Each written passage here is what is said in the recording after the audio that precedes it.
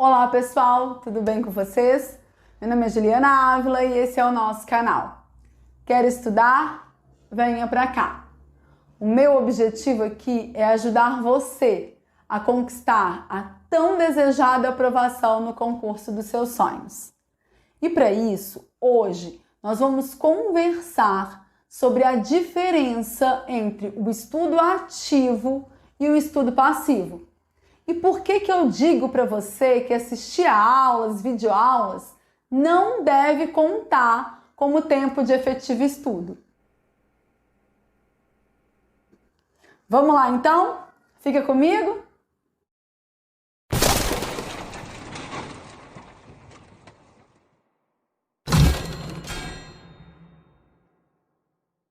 Confesso para você que eu nunca gostei muito de assistir aulas. Isso desde a época lá do pré-vestibular. Na faculdade, isso ficou ainda pior. Era como se eu assistisse 10 minutos de aula e de repente, quando eu dava conta de mim, eu estava desenhando, viajando em alguma outra dimensão.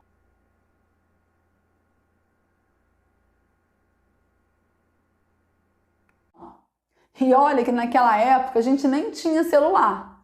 Eu não gosto nem de imaginar como seria isso agora, né, com esse monte de distrações que a gente tem. Isso acontece com vocês também?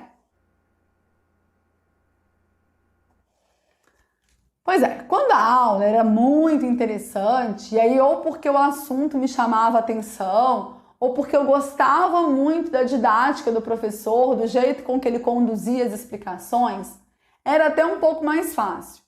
Mas do contrário, eu achava uma completa perda de tempo. Porque eu saía da aula muitas vezes sem saber nem sobre o que se tratava a aula, sobre qual era o tema que tinha sido abordado. Eu tinha a sensação de que se eu tivesse ficado em casa estudando sozinha, teria valido mais a pena. Até começar a estudar para concurso público, eu achava que isso era uma limitação minha. Só que aí, quando eu comecei a estudar mais a fundo sobre técnicas de estudo, sobre memorização, sobre concentração, é que eu descobri que existia uma diferença entre estudo ativo e estudo passivo. E aí, as coisas começaram a fazer sentido para mim. Você já ouviu falar nessas duas expressões? Se não, eu vou te explicar agora a diferença entre elas. O estudo passivo é quando você não se envolve com os estudos, quando você só recebe sem dar nada. Então, se você está só assistindo a uma aula, sem perguntar, sem fazer anotações, é um tipo de estudo passivo. Se você está lendo um livro, um PDF, sem grifar o texto, sem fazer perguntas, sem elaborar as suas anotações, também é uma forma de estudo passivo. Já o estudo ativo é quando você interage, é quando você participa de modo ativo do seu processo de aprendizado. Então, se você resolve questões, se você elabora perguntas, se você faz anotações, se você explica essa matéria para si mesmo, para alguém, você está praticando o estudo ativo. E qual que é a importância dessa distinção? Você já ouviu falar na pirâmide da aprendizagem ou na pirâmide de William Glasser? William Glasser, ele foi um psiquiatra norte-americano, muito conhecido, por diversos estudos sobre saúde mental e comportamento humano. E uma das suas maiores pesquisas foi a teoria da escolha, que é aplicada até hoje pelo instituto que leva o seu nome e pelos seus seguidores. Apesar do foco, dos seus estudos ser a saúde mental, algumas das suas descobertas começaram a ser aplicadas também na área da educação. E a pirâmide da aprendizagem é uma dessas. Então, assim como o nome indica, a pirâmide da aprendizagem, ou também conhecida como pirâmide de Glasser, ela mostra as porcentagens de retenção de conhecimento relacionadas com a atividade educacional. Existem algumas diferenças entre as fontes, mas de um modo bem geral, de acordo com a teoria, a gente aprende 10% quando lê, 20% quando ouve, 30% quando observa, 50% quando a gente combina escuta e observação, 70% quando a gente discute, conversa, pergunta, debate sobre o tema objeto do estudo, 80% quando a gente escreve, interpreta, revisa, pratica e 95% quando nós ensinamos.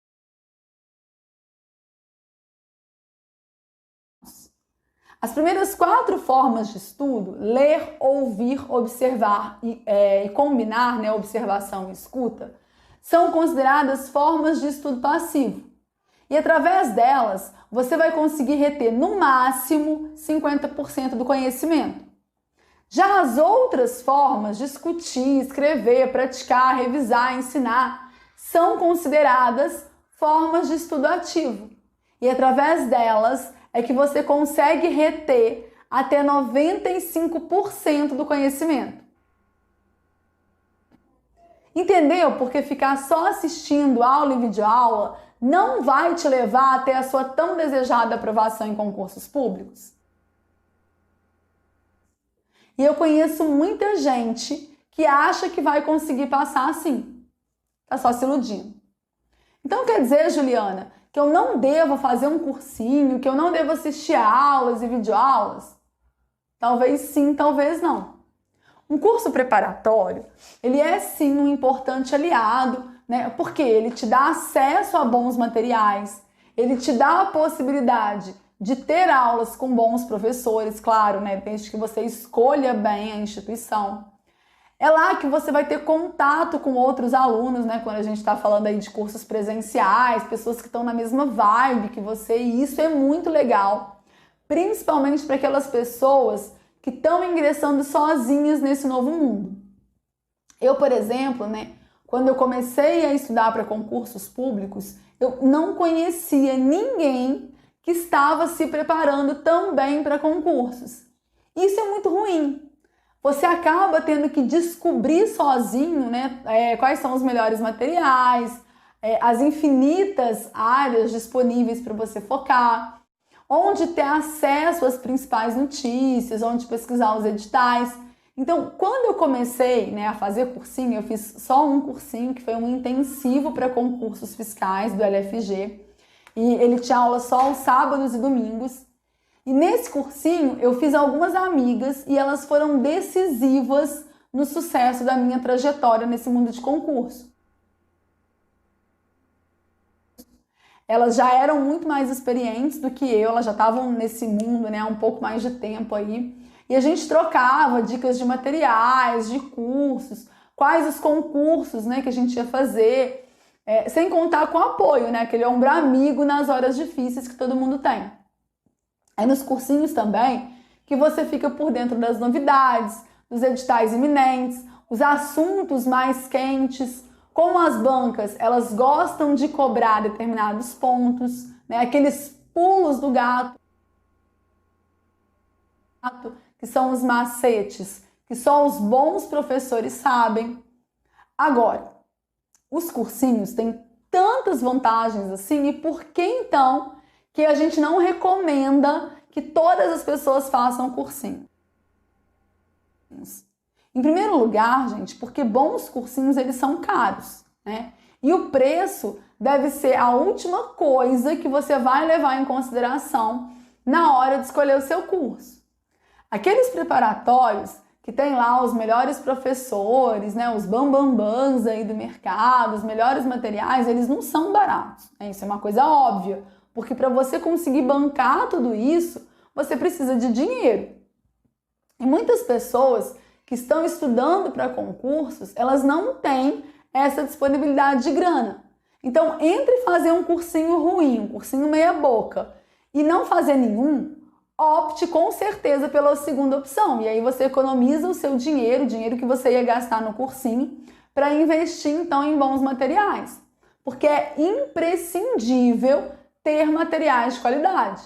Não dá para estudar por aquelas apostilas que são vendidas em bancas de jornais ou por materiais desatualizados. Um outro ponto que é muito importante é que muitas pessoas, elas têm pouco tempo disponível para se dedicar aos estudos, né? Por exemplo, aquelas pessoas que continuam trabalhando, que são responsáveis pelas tarefas de casa, pelos cuidados com os filhos. Para essas pessoas é muito mais produtivo, é muito mais interessante dedicar esse pouco tempo que elas têm para estudar ao estudo individual, ao estudo ativo, que é aquele que realmente é imprescindível para a sua aprovação em concursos públicos. Eu conheço muitas pessoas que foram aprovadas em ótimos concursos sem nunca ter feito nenhum cursinho. Mas eu não conheço ninguém que tenha sido aprovado só assistindo aulas ou videoaulas, sem se dedicar durante muitas horas ao estudo ativo. Eu já falei aqui antes, no vídeo em que nós conversamos sobre como montar um quadro de horários, que aquilo que vai te fazer aprender de verdade, aquilo que vai fixar as informações no seu cérebro, é você ler, grifar, resolver questões, fazer anotações, revisar, dar aulas para você mesmo. Ou seja, é o seu estudo individual, seu estudo ativo. Uma outra desvantagem também que eu vejo nos cursinhos é a impossibilidade de oferecer uma preparação que seja individualizada, ou seja, que seja totalmente adequada para o seu nível de conhecimento, para o concurso que você vai prestar. Isso é ainda mais evidente nos cursos que são presenciais. As turmas, normalmente, elas são bastante heterogêneas. Então, se você está muito avançado nos estudos, você pode se sentir desmotivado ou ter que acabar reduzindo o ritmo para acompanhar a turma. Alguns concursos mais visados, eles até podem ter algumas turmas específicas em cursos presenciais, mas a grande maioria dos cursinhos costuma adotar uma divisão bem genérica, por exemplo, turma de concursos fiscais, turma de concursos para tribunais, turmas de nível médio, e assim por diante. E dessa forma, então, cabe a você verificar se todos os itens do seu edital estão contemplados no material de estudo que está sendo oferecido. Você vai precisar correr atrás das particularidades da sua banca e etc. Uma das opções mais modernas, e aí que eu gosto bastante, são aqueles cursos online, que hoje é a maioria no mercado, e que aí você consegue fazer no seu ritmo e você tem condições de optar por cursos específicos para o seu concurso de interesse. E ainda, claro, você tem acesso aos melhores professores, porque não tem mais aquela barreira geográfica. Basta um celular ou um computador com acesso à internet que você consegue, então, assistir às videoaulas. No caso desses cursos online, os pacotões, que são aqueles que te entregam todas as matérias exigidas por um edital, eles são normalmente muito mais baratos do que se você comprar cada um dos cursos individualmente. Mas nem por isso eles são as melhores opções. Sempre que possível, eu recomendo que você assista pelo menos uma aula de cada matéria contemplada, que você leia todos os PDFs gratuitos que forem disponibilizados, para verificar se você gosta do jeito com que o professor explica a matéria. Isso evita que você gaste dinheiro comprando esse pacotão com todas as disciplinas e acabe tendo que comprar outros materiais por fora. Isso aconteceu comigo algumas vezes, Eu já contei para vocês aqui que para estudar contabilidade eu acabei comprando 2 livros e 3 cursos de professores diferentes, até que eu conseguisse encontrar um ser iluminado que finalmente conseguisse me fazer entender aquilo. Economia também foi uma matéria que não foi muito diferente disso. Então é bom deixar claro, tá, gente, que isso não tem nada a ver, nem sempre tem a ver, tá, com a didática do professor, com o professor ser bom, com ele ser ruim. Isso está muito relacionado também com o seu jeito de aprender, com o nível que você está naquela matéria, com o seu conhecimento base. Precisa existir uma afinidade entre você e o professor. Além disso, se você já está muito adiantado nos estudos, ou se você consegue se virar bem estudando sozinho, sem precisar das aulas, você pode comprar apenas os materiais. No máximo, comprar aquelas aulas das matérias que você tenha mais dificuldade. Foi exatamente isso que eu fiz, tá? Eu só assisti videoaulas daquelas matérias que eram mais complicadas ou daquelas que ainda eram muito novas para mim. No início lá da minha preparação para concursos, quando eu estava estudando para o TRF, por exemplo, né, eu cheguei a fazer alguns cursos online de direito constitucional, de direito administrativo, para pegar aí o jeito, os fundamentos da matéria. Depois que eu consegui fazer uma base das matérias, eu passei a estudar só por PDFs.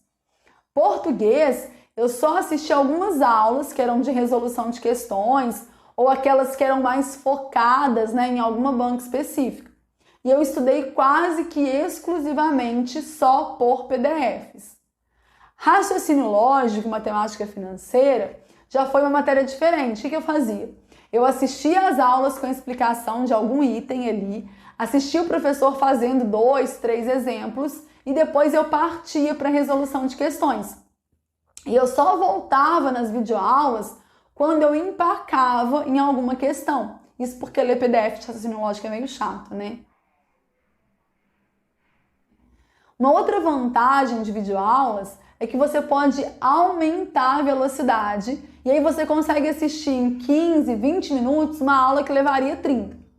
Quando eu descobri isso, foi libertador para mim. E não é só pelo ganho de tempo não, tá, gente? É também pelo aumento de concentração.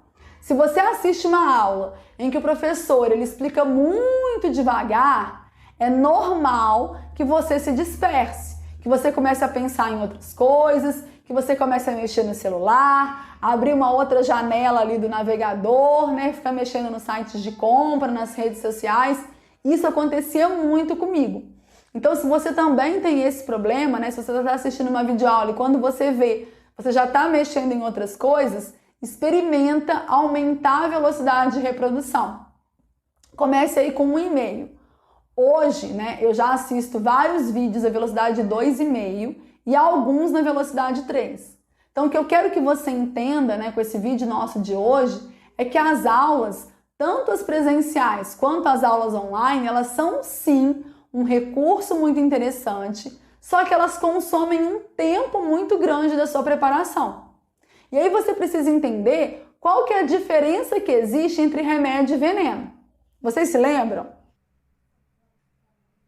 É a dosagem, né?